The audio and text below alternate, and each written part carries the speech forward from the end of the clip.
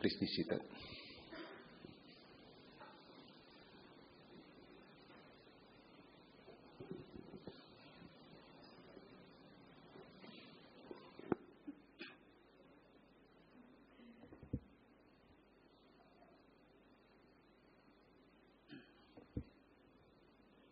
Okay, according to the schedule, we start for meditation. Sitting or walking meditation. So for this 1 hour and a half here, until 4 o'clock, you can practice meditation, either sitting or walking meditation. And perhaps we can start for sitting meditation, and then if you feel perhaps want to walking meditation, you can do it. Not here, but perhaps in other places. I heard that on the upstairs has a place for sitting, for walking, or down there. Down. Upstairs. Down. Okay. On down you can walking meditation. But we can now start for sitting meditation. Okay. Just as usual, prepare yourself for sitting by sitting cross-legged. Stretch your body and place your hand on the lap or on the knee and close your eyes. Just be relaxed. Make sure the whole body is relaxing.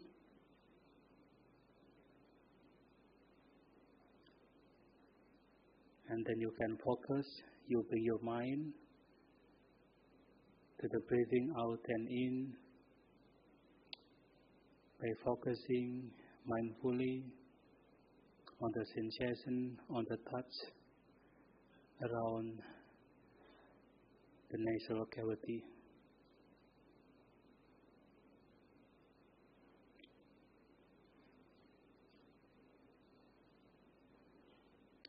And try to be relaxed for the whole process of meditation. So whenever you get tense in your body, you can be relaxed. Only then you can come back to the breathing out and in. Whenever the mind is invaded by hindrances, you have to notice it and come back to the breathing out and in. This is how you train your mind to be here and now in the present moment, together with breathing out and in.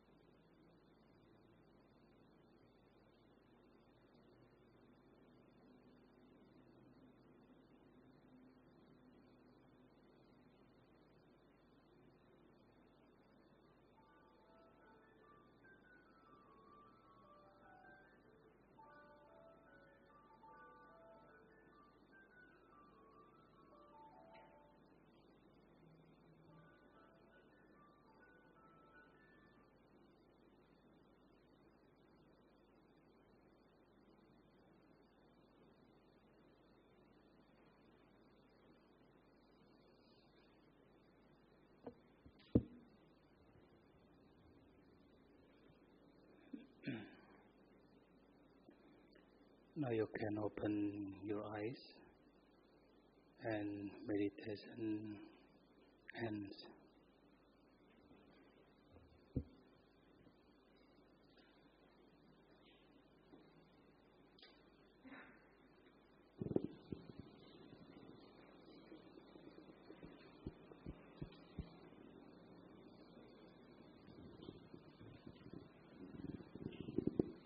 Okay.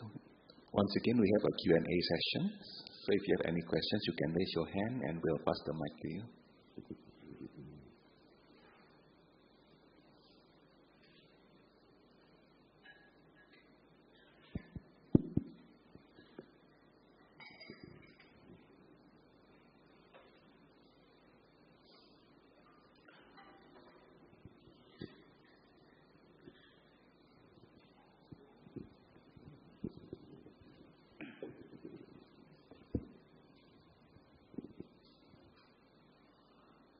Any question?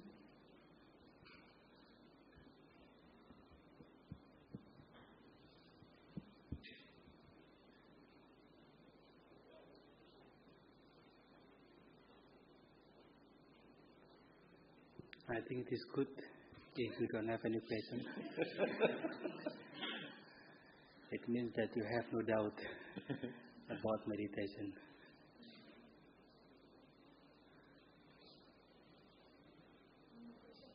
Yeah. Bhante, thank you. My English just so lah. I speak slowly lah. One more question. First, truly speaking, I cannot ask Bhante lah because I ashamed. When I meditation, sometimes I sleepy. But if I do my hand like yoga, put back, it's very good for me. No sleepy, can do meditation, take long. Can or not my hand back to yoga like this? Yeah, the so-called sleepiness is coming to anybody. Not only just us, even those who already attained, for example, Western dinner or Sotapanna even, they also can still have the sleepiness. And also when the persons are having tiredness, for example, after getting long journey, get tired, or just taking the medicine, that kind of sleepiness can happen. It's okay, no problem. The most important is that when sleepiness rises, we still have to fight. We still have to try not to just let the sleepiness overpowering us. That's all. And about you, if you feel like using your hand put behind and then you feel it is comfortable, even that is okay for you, that's also no problem. No problem. No problem. But of course, if you can just do like as others, and then with the posture like as others, it is good. Because if in the sleepiness, you also have, there is a kind of the good thing, because that is a training that you have to fight the sleepiness. And normally, in the meditation, when we really fight the sleepiness, especially in the meditation retreat, not only just one day. For example, we do like 7 days or half month or 1 month. Normally, just 3 days or 4 days, we are fighting the sleepiness, and after that, the sleepiness will be very less. After 3 or 4 days. But in the very beginning, and this is only just 1 day mindfulness, so it's okay, you get the sleepiness. But if we have that time retreat, long retreat, and then really we try to fight the sleepiness, just 3 or 4 days, really that sleepiness will be very less. Yeah. Thank you, Bhante. Yeah. Okay.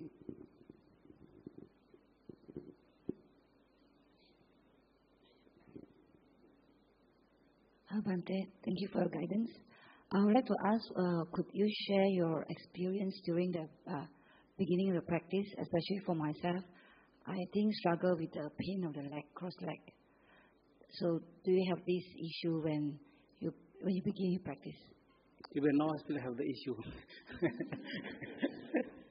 about the pain. Because as long as we have this body, the so-called pain is still rising. That's actually a normal thing. But of course, the pain can come due to some reasons for this meditation.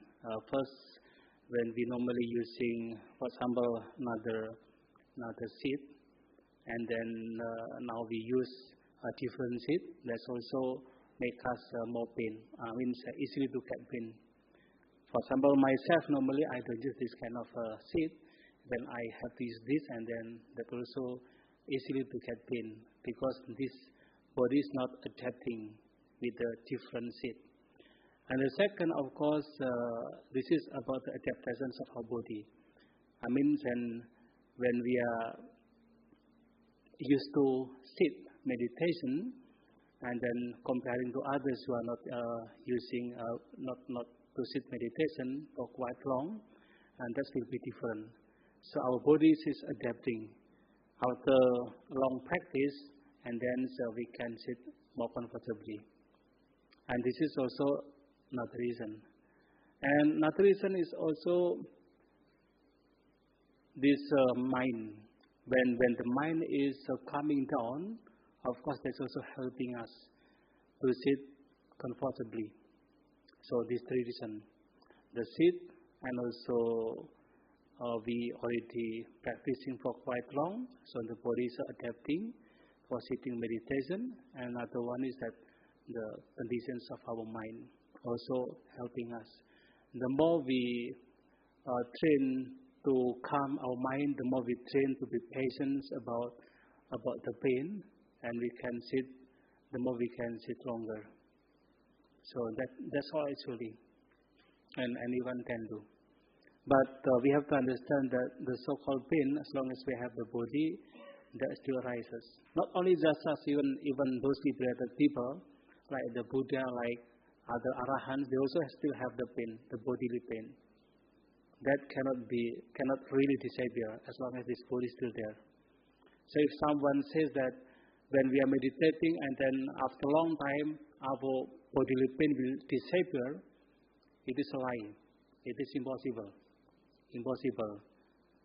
Of course, in some time the pain will disappear, but some other time they will arise again.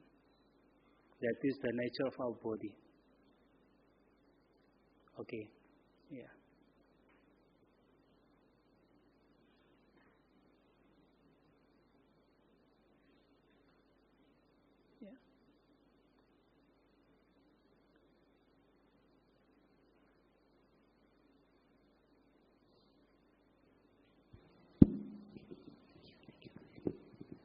Hi Bhante.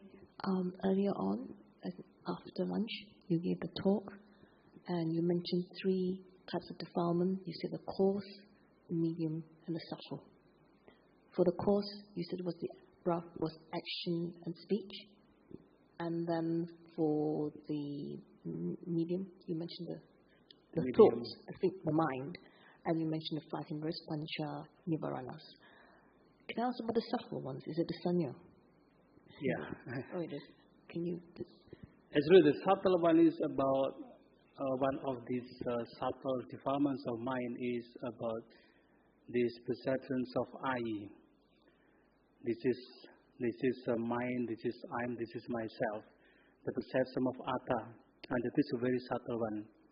Even though someone is, for example, no any hindrances in his mind, but as long as there is a perceptions of I, that I am, there is this individual, there is a person, there is an I, whether it is connected to our feeling, connected to our body, or to other consciousness. When there is this perceptions of I, that is a very subtle one. And almost all what we are doing, whatever it is, there will be the perceptions of I. For example, when I say I, There is a perception of I-ness, that there is I here, there is individual, and this is also defilements of mind. When I say you or they also will be the perceptions of I in others, and that is also defilements of mind. And that only can be destroyed only by an Arahant, liberated one, this perception. There are three kinds of I-ness. It is called the Titi, Chitta, and Sanya. The Titi is a view. For the view of I, even the Sotapanna already destroyed the view. But for the thought and the perception, the Sotapanna still have the thought of I, still have the perceptions of I. And only Anagami can destroy the thought of I. Anagami. But even the perceptions of I, even Anagami is not destroyed yet. But only the Arahant, liberated one, the view, the thought, and the perceptions of I already disappear. They still can use the term I. They can still use the term they or you, but their minds are not dragged, not carried away by the view, the thought, and the perceptions of I. And that is the incredible thing that Arahant can have. But us, very difficult. Not only just we see the I, when we see, for example, the movie, for example, or the video, and we see the video and then we see like the cartoon, like Tom and Jerry. It is only the cartoon, right? Just only the cartoon, just only the picture. That is not the real person. But even just seeing this Tom and Jerry, the perceptions of I is there. Right? We feel like this is the individual, this is the person, and that is the perceptions of I. That is a view, the thought perceptions of I, and that's very subtle. And that can only be destroyed by insight meditation, but really being destroyed by an Arahant. Very subtle. Can you understand? Yeah? When you see me, you see the individual? Yeah, this is a very subtle. Yeah, this is very subtle defilement. Okay. Yes, I hope you can understand. Yeah?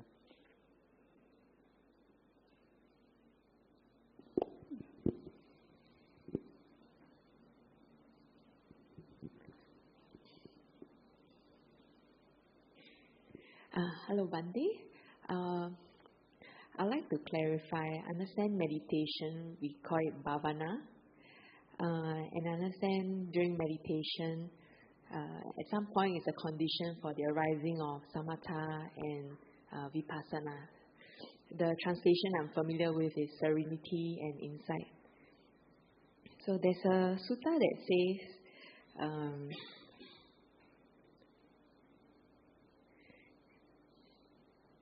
there are four kinds of persons found existing in the world. I paraphrase a bit.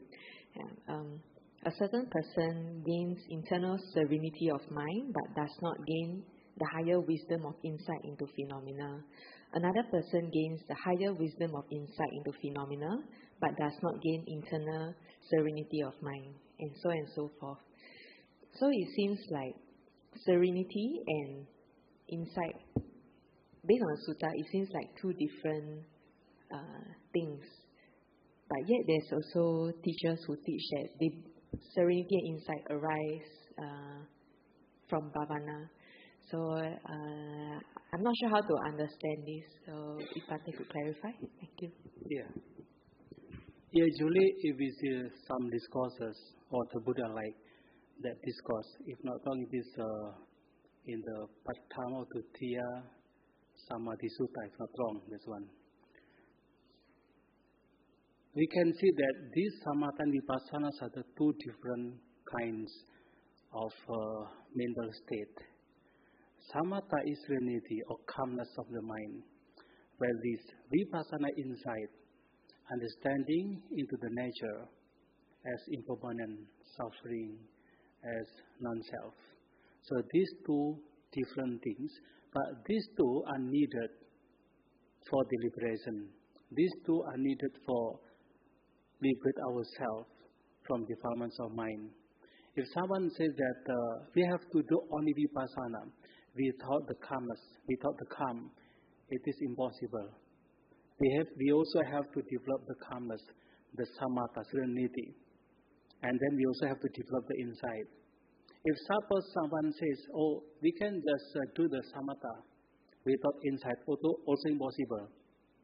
Because these two things are the state of our mind. And these two states of our minds are needed for deliberation, needed for this eliminating the defilements of mind. So the Buddha said in this discourse, if the person already has the internal serenity, but then the insight is not developing yet, such a person should develop this insight, right? And likewise, when the person already developing the insight, but then the calmness of mind, in Pali, 𝐁𝐇𝐀𝐧𝐭𝐞 the internal calmness of mind is not developing, so that person should develop this, the 𝐴𝑗𝑎𝑡𝑎𝑛 If that person not yet developing the two things, samatha and vipassana, so such a person should make an extra effort to develop these two. And when the person developing these two already, and then that person should use these two, samatha and vipassana, for the eliminations of defilements of mind. And in other discourses also the same. So these two are the two states of mind needed for liberation. And either you practice first the samatha is okay, and then vipassana. Or you can practice the vipassana and then developing samatha. Just like the most noble Ananda said, some people who are gaining the insight, gaining this, the attainments of arahantship. The first, some people practicing for samatha and then vipassana. Samatha ubanggamang vipassanang bhavati. First, practicing samatha and then vipassanang bhavati, and then developing vipassana insight. But then some others, first developing vipassana ubanggamang, and then samathang bhavati, and then practicing, developing this serenity. And some others can practice these two, both, together. So this is a samatha, vipassana, yuganadang, together. Developing this samatha and vipassana together. Also can do like that.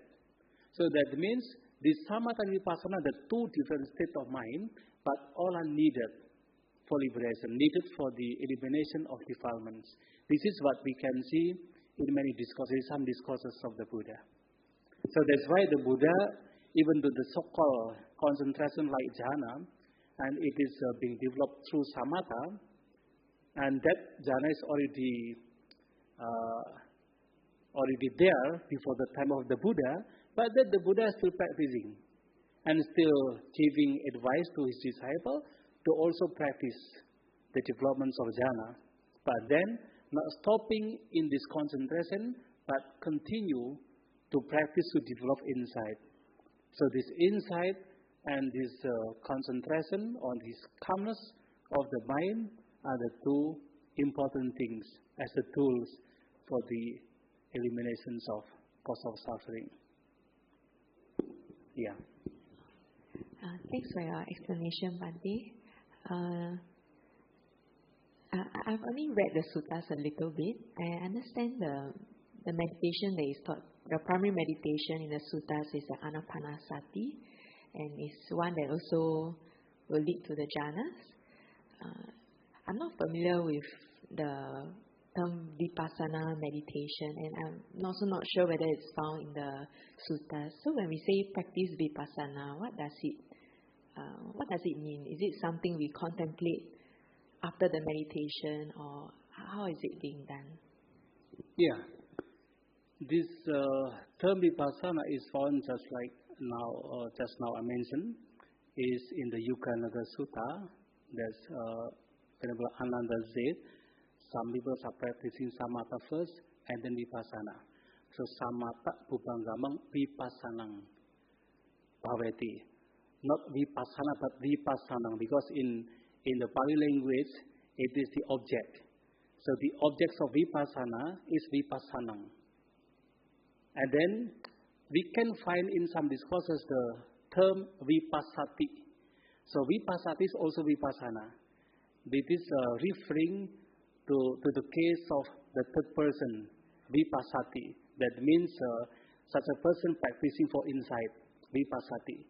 So when we have this term vipassati, vipassanang, vipassanena, and so on, this is referring to vipassana.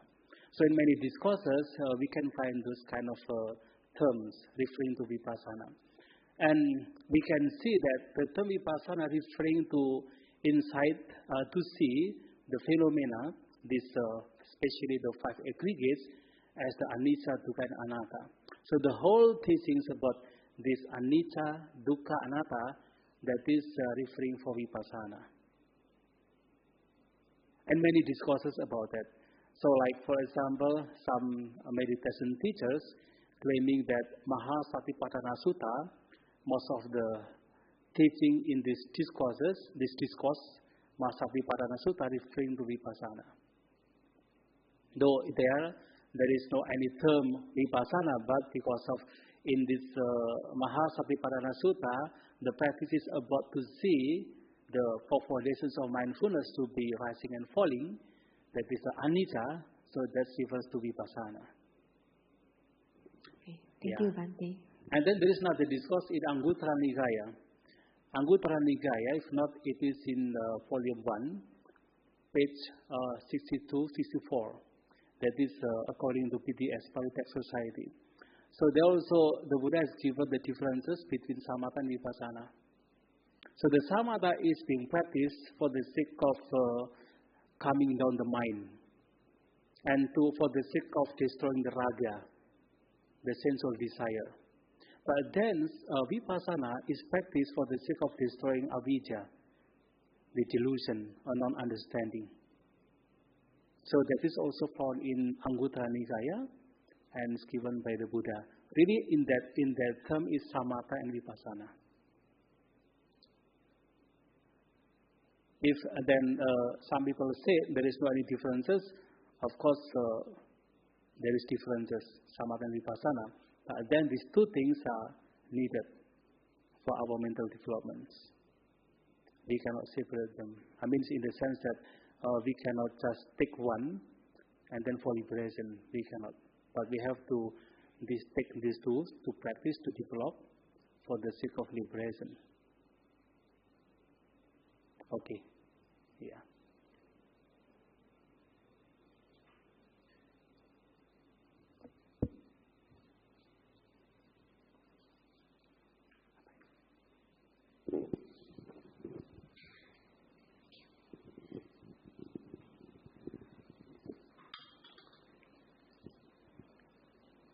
To continue about vipassana meditation, is there any steps or as daily life, when should we actually practice vipassana or samatha, or is there any steps that we can follow?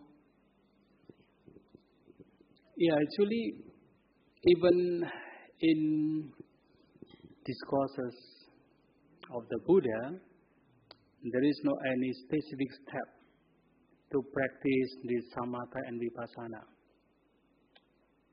Because the main teachings of the Buddha is about how to destroy the defilements of mind, and each and every person has a different method. So when the Buddha was preaching to different disciples, he had the different methods, not the same. And the most important for the Buddha is that such a person understands his teaching and able to eliminate the cause of suffering. So for example, when the Buddha was teaching to 5 ascetics, Paññāvaro at the very beginning, at the time the Buddha was teaching, was showing about the 2 practices called as the extreme practices. That is a Kama Sukali Kali Yoga and Apakila Matana Yoga. And these two are the practices are unworthy for those who are going forth. Pavajita, that is pursuing the sensual pleasures, and the second is that practicing the self-mortification. And these tools are given by the Buddha because at the time, these Paññāvaro, the five ascetics, are having a kind of a wrong view about these two. The first view is that these Paññāvaro thought that the Buddha at the time, they're thinking still not as the Buddha, as not the awakened person, thinking that these ascetic Gautama are coming back to pursue the sensual pleasures. So then the Buddha said that even this sensual pleasure is not the way to lead to liberation. And the second one, this Paññāvaro had a view that the only practice which is able to liberate people is by practicing self-mortification. That's the Paññāvaro. So the Buddha said that even this self-mortification is not the way to lead to liberation. So by showing these two as the practices, unworthy practices for liberation, so this Paññāvaro understand that these two, they have the view about these two, it is not the way. Only then the Buddha was giving to this Paññāvaro about the Four Noble Truths, and they understand. They can penetrate. And this is to Paññāvaro. But then when the Buddha was preaching to others, it's different way.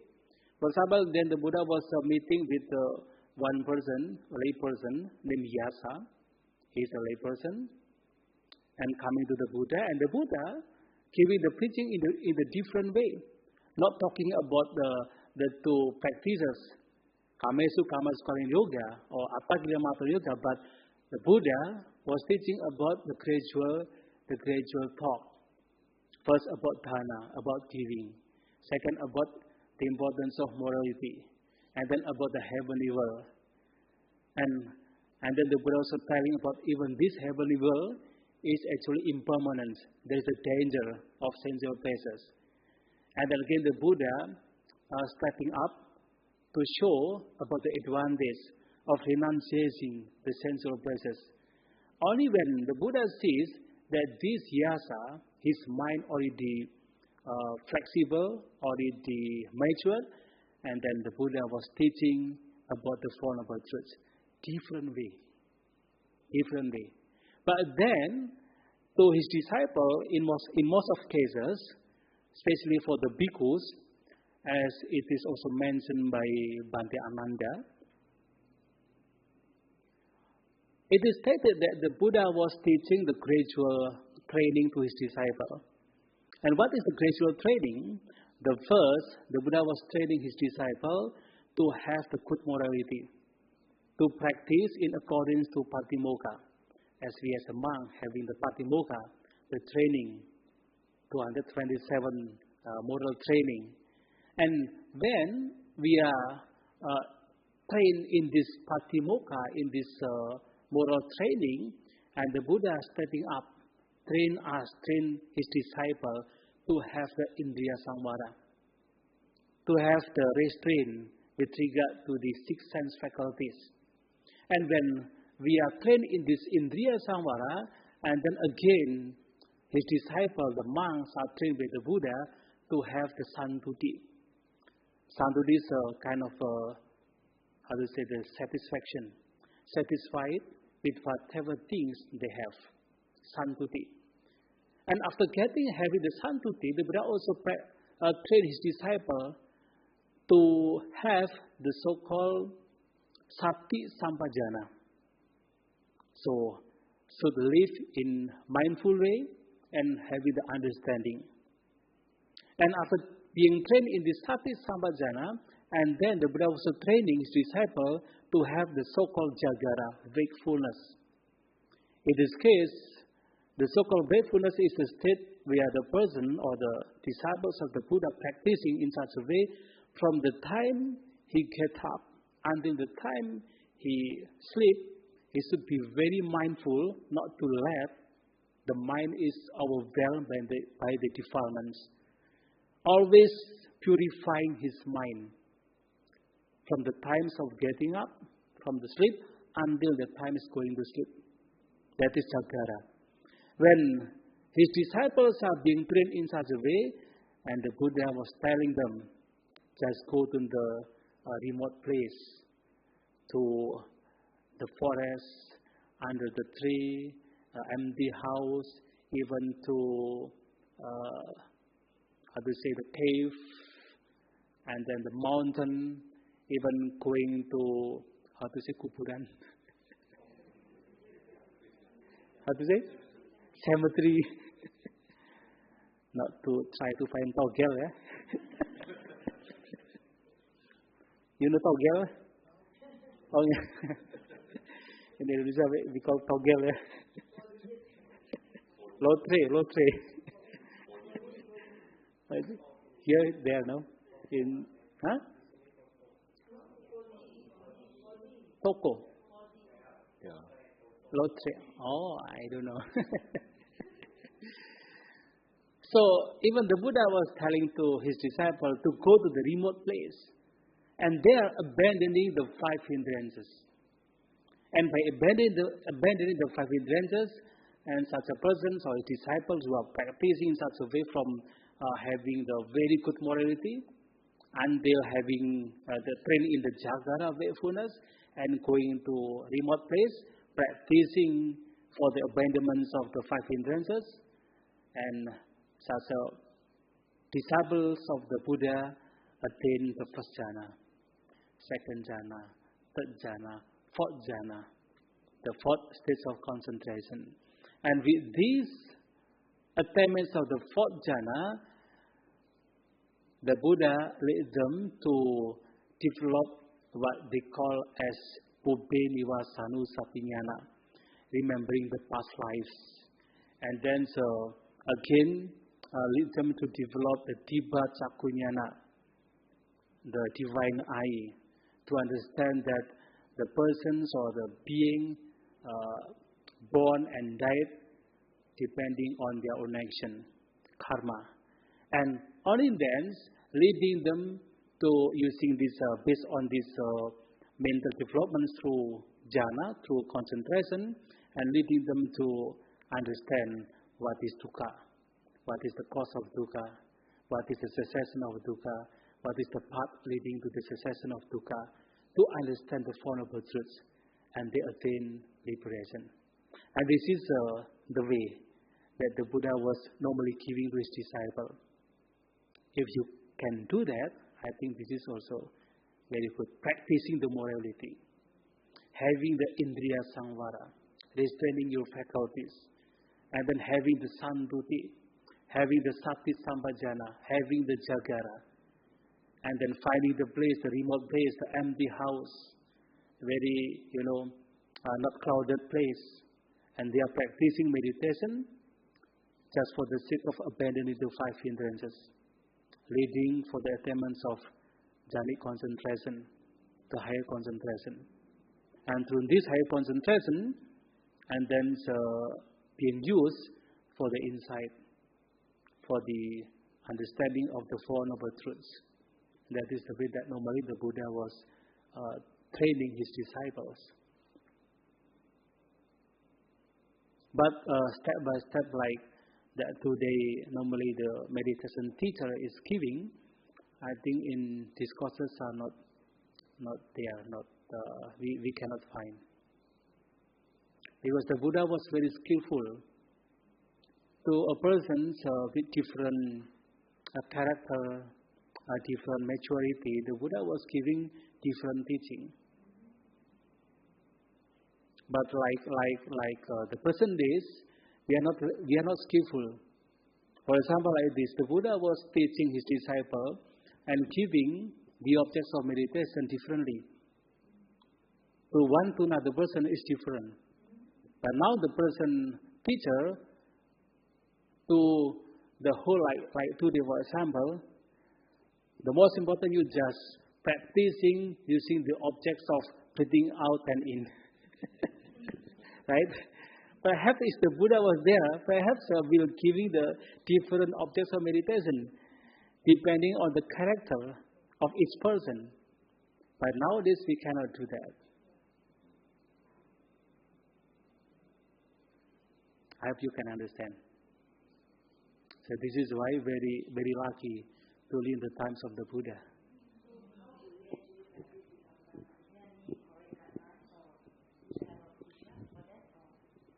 Mostly nowadays, those who are practicing vipassanas are taking from Visuddhimagga. The text is written by Venerable Buddhaghosa. But even then, actually, that is also just a guideline. And some other teachers are practicing vipassana using Mahāsaṭipatthana Sutta. But even though it is just a guideline, because in the Mahāsaṭipatthana Sutta also just kind of the summarize for the practice of vipassana. And some people are practicing vipassana by emphasizing on the body. Like for example, Mahasi Sayadaw, right? Practicing or teaching vipassana, emphasizing on the body. Even that Buddhist also just emphasizing on the breathing out and in using this rising and falling abdomen. And then some others are emphasizing on Vedana, or feeling, sensation. That is practiced and taught by Cuenca, right? And some others are using this directly to the mind. And that's also actually not really, we can say not really step by step. Just, okay, you're just observing your body. And then after having the experience, the so-called teacher and then will lead you what you have to do, depending on each and every person's experience.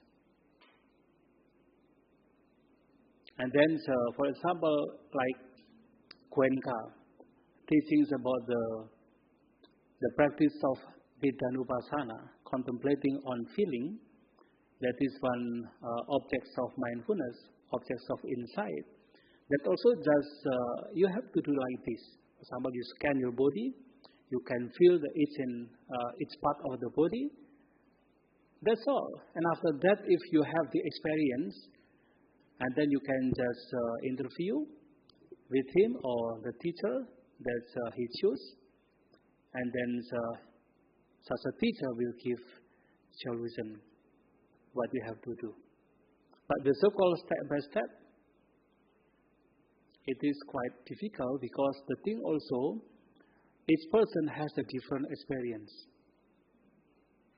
So it is difficult to say that you have to do this step and then again another step, because each person has a different experience. But there are some other things that we cannot be away from that. For example, whatever meditation that we practice, whether it is samatha or it is vipassana, first we should have the morality, the sila, the moral training. That should be practiced. Morality, that's very important. After we are having the good morality, and then we continue to our practice for meditation. Perhaps we want to develop this calmness or serenity, or perhaps we want to develop the insight by observing the mind and body as impermanence, as non-self. So we can do that. But the so-called morality, we have to train ourselves, we have to preserve. Not only just morality, but other things along the way of practice, we also understand that the so-called these restraining our six sense faculties are also important. That's also we cannot be away. We have to restrain ourselves with regard to our sense faculties. Okay?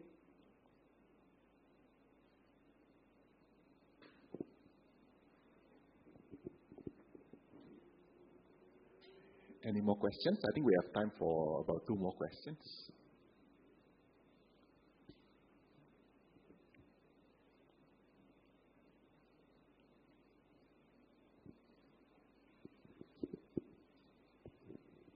Bhante, my question is quite easy. I just want to know, does meditation can teach ourselves to be more patient? Of course. Jadi enggak marah-marah gitu ya Bhante ya? Enggak gampang marah ya? Oh iya, pasti itu. Kalau gampang annoyed gitu, kayak maksudnya kalau dealing sama orang gitu, ada orang yang kayaknya bikin orang nyebelin gitu. Itu apa? Jadi bikin passion gitu ya Bhante? Iya. Salah satu manfaat dari meditasi adalah kita menjadi lebih bersabar. You can understand, right? Singaporean. For me quite easy to speak Indonesian because I'm Indonesian. Ya, salah satunya adalah kita lebih bersabar kalau kita bermeditasi, karena nggak apa-apa ya pakai bahasa Indonesia. Ya, karena begini, salah satu latihan yang kita lakukan dalam bermeditasi adalah kita itu mencoba untuk membuat batin kita itu bertahan. For example, when we are sitting, and then normally when we get unpleasant feeling, we just avoid it, right? We hate it. But now in the meditation, even we face unpleasant feeling, we have to face it. Biasanya kalau kita mendapatkan perasaan tidak menyenangkan, kita itu selalu menutupi dengan kesenangan. Kita duduk, rasa sakit, kemudian kita mengubah posisi. Berdiri, terasa nyaman. Sakit sebentar, kita mengubah posisi. Berjalan nyaman. Kemudian sakit sedikit, kita mengubah posisi. Duduk lagi. Terus begitu. Menutupi kesenangan, menutupi sakit, menutupi penderitaan dengan kesenangan. Dan yang lain, ketika bosan, pergi ke mall, cari makan. Ya kan? Menutupi penderitaan dengan kesenangan. Tapi dalam bermeditasi, walaupun kita mendapatkan ketidaksenangan, mendapatkan sakit, kita harus menghadapi. Dan disitulah sesungguhnya kita tuh melatih batin kita untuk melihat penderitaan. Dan ingat, penderitaan oleh Sāmaṇera dikatakan harus dipahami secara menyeluruh. Dukkha sacang parinyayang. So the noble truth of suffering should be understood fully. Dan untuk memahami secara menyeluruh penderitaan, kita harus menghadapi penderitaan. Dan selama ini biasanya adalah kebiasaan kebanyakan manusia selalu lari dari penderitaan. Menutupi penderitaan dengan kesenangan. Meditasi adalah cara untuk menghadapi penderitaan. Dan cara demikian membuat salah satunya sebagai manfaatnya adalah bersabar. Terhadap apapun hal yang tidak menyenangkan, kita akan mudah bersabar. Terhadap suara-suara yang tidak menyenangkan, terhadap mungkin teman-teman kita yang annoying, kita akan bersabar. Kenapa? Karena kita terbiasa menghadapi penderitaan dengan kesabaran, dengan batin yang balance, dengan batin yang tenang. Sehingga itulah manfaatnya. Gitu ya? Yang lain nggak apa-apa, nggak tahu. Tahu ya? I think for the sake of brothers and sisters who just now didn't really follow what Bhante says, I try to summarize a bit in a short sentence. Because the sister asking about how meditation actually can help in terms of developing our patience. So Bhante actually explained that meditation indeed is a right method to develop patience. The reason is because we see suffering every day usually. We experience suffering, but normally our natural response is to avoid the suffering, to run away from suffering. But when we do meditation, like just now, there's pain and there's discomfort. Actually, we are conditioned to actually face the suffering not just straight away run away, but to actually immerse in it and then observe it and so on. Yeah, because actually when the Buddha said about the first noble truth about dukkha, so dukkha is actually meant to be understood completely. It's not just about like seeing the dukkha and then we run away from it. Yeah, so actually meditation helps us to really learn how to understand dukkha completely, how to immerse in the dukkha, and because of that we'll be able to develop our mental resilience to face suffering, and that's why the patience is developed. Yeah. So I think roughly that's a summary.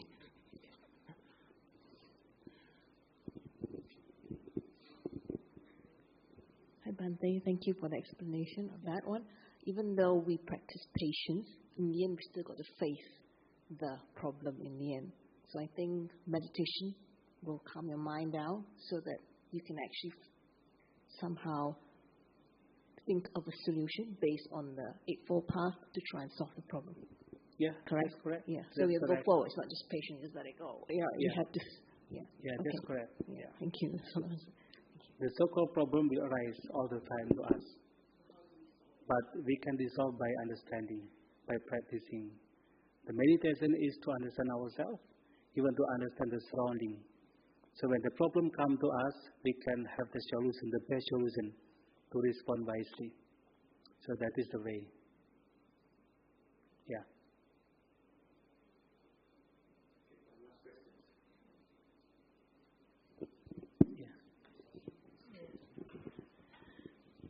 Nama budaya Bhante. Ya. Saya pakai bahasa Indonesia, saya tidak mengerti banyak Inggris ya. Oke. Nanti Bhante pakai bahasa Indonesia ya. Ya, lebih mudah. Bhante, saya mau lanjutkan yang tadi. Sepertinya Bhante bilang, sepertinya tadi tadi kaki saya sakit, sangat sakit, lama saya tahan. Ada 15 menit lah, gitu ya, sakit. Sampai saya berdiri di sana. Tadi saya lari ke sana, saya berdiri, mungkin ada 20 menit. Saya kembali duduk, saya merasakan kaki saya nyaman. Kan, tadi kan Bhante bilang, kalau kita sakit, kita tahan, melatih kesabaran. Ya toh?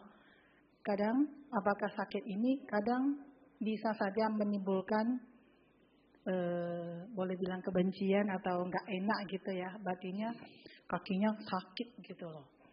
Tapi kan kalau tadi saya berdiri, saya kembali, kaki saya nyaman, saya bisa meditasi dengan batin, dengan pikiran, perasaan yang nyaman.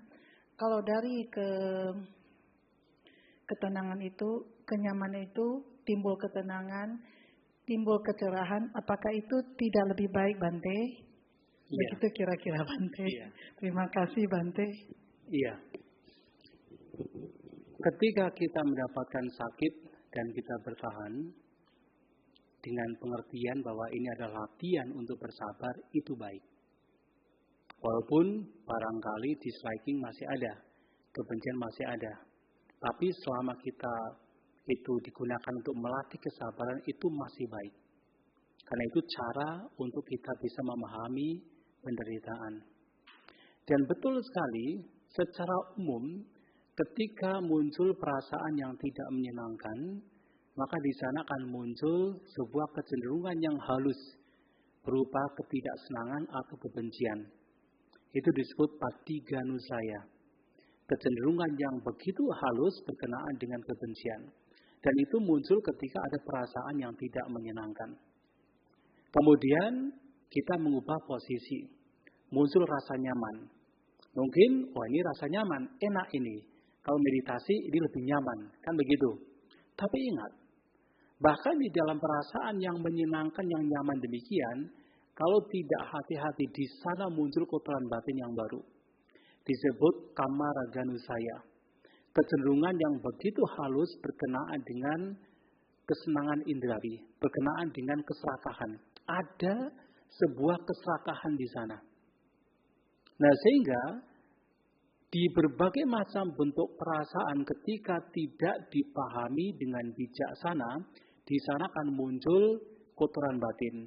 Ketika perasaan tidak menyenangkan muncul, ada kebencian, patighanusaya.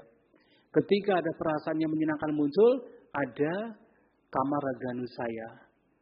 yang mana itu adalah kecenderungan yang begitu halus berkenaan dengan kesenangan indrawi ataupun keserakahan. Itu kotoran batin. Bahkan ketika muncul perasaan yang netral, apakah di sana tidak muncul kotoran batin? Muncul juga. Yaitu apa? Avijjanusaya.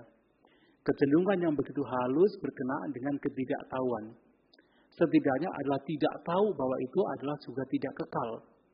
Itu juga bagian dari duka penderitaan. Akan muncul di sana.